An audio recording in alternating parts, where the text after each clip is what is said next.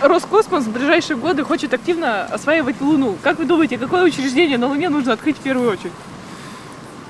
Не знаю, геодезистов каких-нибудь, не знаю, там организаций. Что там еще осваивать только? Может, Богосдума. Земельный комитет, чтобы земли закрепляли за организациями, за людьми и так далее. Интересно, какое учреждение? Ну, вы знаете, это самое ученых, так я думаю, в начале. Господи помилуй, мне тут работы так много на земле, поэтому до Луны мне еще далеко. Школу. Школу, безусловно. ЖКХ, наверное. Туалет. Комитет по имуществу, чтобы приватизировать какой-нибудь участок.